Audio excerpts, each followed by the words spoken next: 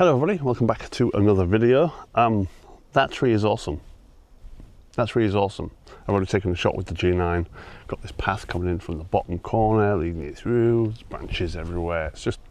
It's cool. And as you may have noticed, I've been a little bit more naturey this year, so far at least in this summer, because I'm probably going to jinx myself now. But normally I'm like a buffet for bugs. They love me, and I get bitten by anything and everything. This year, nothing so far.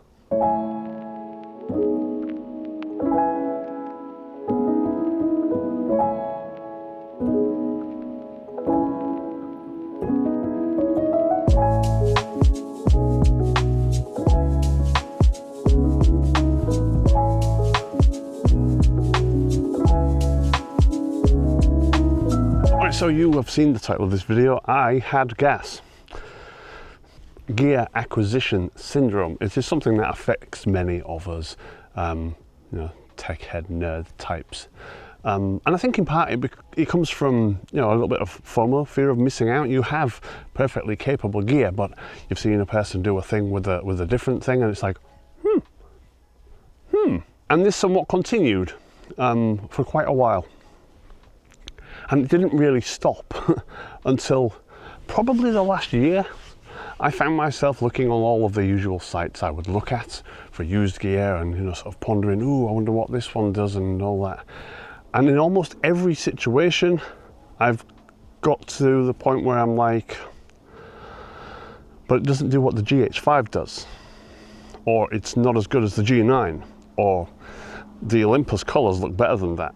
So in every situation I found myself in when it comes to me potentially buying a new camera, just for the hell of it, honestly, because I don't need them,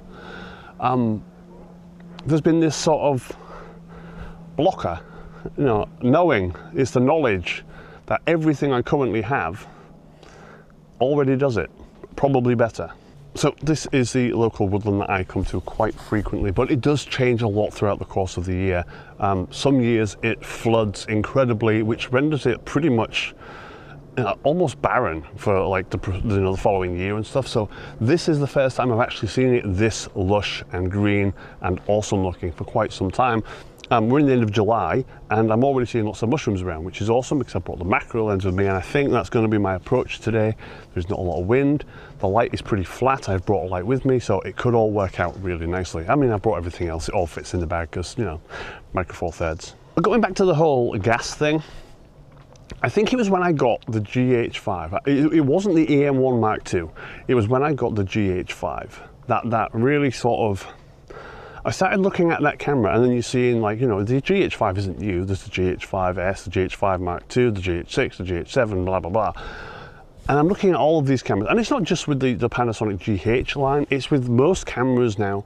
It's like you're getting these quality of life, tiny little incremental upgrades, but the GH5 is still awesome. Literally, the only thing that's wrong with the GH5 and any of these older lumix cameras is that crap autofocus. That's literally it. The features that's within these things and the image quality is absolutely fantastic. So when I got the GH5, I'm looking at the images, I'm looking at the video, because I've sort of pushed more into video work recently, for my own sort of private work. And I'm wondering why do people need more? What more could you possibly need for that? I mean, again, bear in mind when I'm doing the video work, I'm using manual focus. I'm not relying on the autofocus for the most part. I only ever really use autofocus in video for doing it on this channel. Everything else is autofocus, which means that the major downside of these cameras, the G9 and the GH5, isn't even relevant to me. So you've got 4K 10-bit video, fantastic codecs, lovely color, easy to work on vlog files and all that sort of business, incredible stabilization, and like good photo chops, to go with it. This will do with the high-res shot, the 80 megapixel image. It will also do, it's not really a handheld high-res shot, but it's kind of like the blur reduction thing. So you can handhold it and do it. I tested it the other day. The image wasn't great, but it did work. And as long as you're in a situation where you're getting plenty of light in there, so that each individual frame is fast, yeah, it works handheld, which is fantastic. So you've got, in certain situations, a camera that will do handheld 80 megapixels, which is bonkers. Now that's not to say that these cameras aren't without their sort of limitations. We all know Micro Four Thirds sensors are small, and we all know that they do not perform as well in higher ISO situations than something like my Sony A7R II, which is just, it's ridiculous, frankly. It's a lot. But as I mentioned in the last video, with all the computational stuff that goes on inside these cameras, it is sort of offset somewhat. And again, going back to the whole G.A.S thing, it's because these cameras are so incredibly capable that I look at other cameras now, whereas I would have looked at Micro Four Thirds in the past and said, what the hell's the point? I look at other cameras now and I'm like, I don't need it. What's the point in buying it? Right, I've already been yapping a lot. So should we go find some images and at least make this video relatively interesting? Let's do that.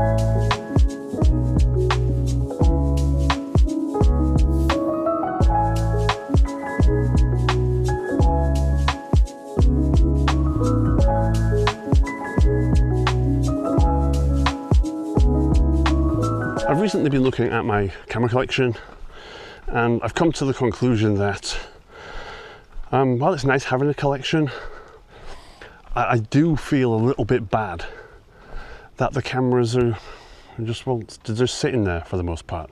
You know, even cameras that I really like the Canon 6D, it doesn't really ever get used, which is unfortunate because it's a fantastic camera, but it's just taking up space at this point. And every time I go to it, the battery's dead because it's left that long. And then other cameras like the point and shoots that I keep buying just because they're fun, they're not really getting used, you know.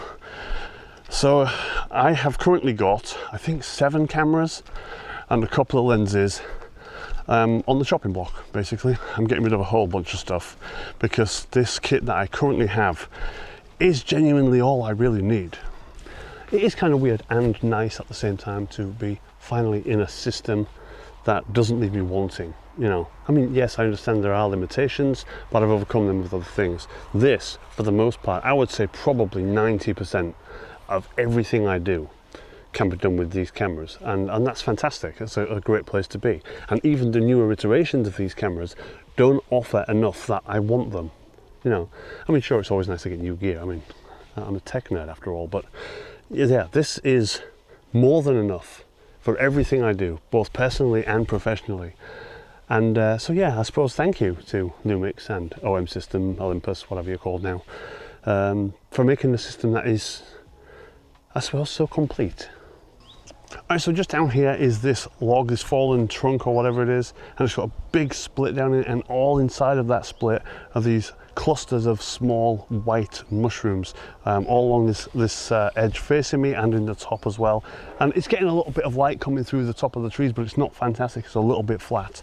So what I'm thinking is take a few shots in this natural light just to see how they look and review them on the camera. But I do have a light with me, so if I need it, I can bring that in there and just have a little bit of something just to, you know, give it a little bit more depth, a little bit more contrast, that kind of thing.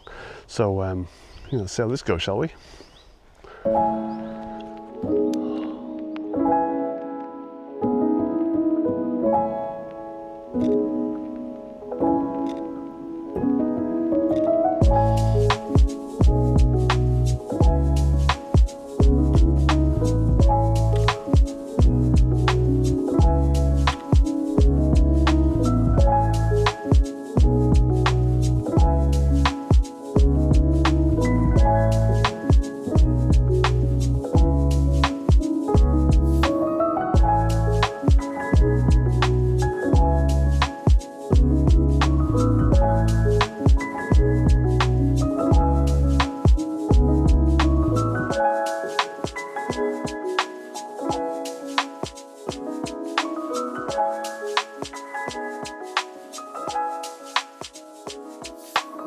All right, thank you very much for watching this episode of me fanboying about Micro Four Thirds cameras.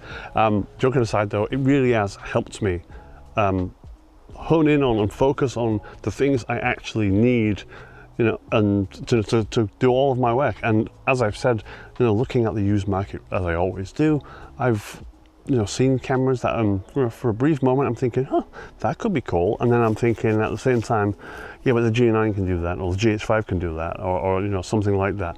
Because as I said in the last video, there isn't a single system that covers all of the features like Micro Four Thirds does. Yes, it does have its downsides, we're aware of this, but for the most part, for 90% of what I do, this is it, and it's fantastic. In the future, it's probably going to save me a hell of a lot of space and a hell of a lot of money, which I'm definitely not opposed to. So, thank you very much for watching. I will see you in the next one, and I'll probably be talking about Micro Four Thirds again.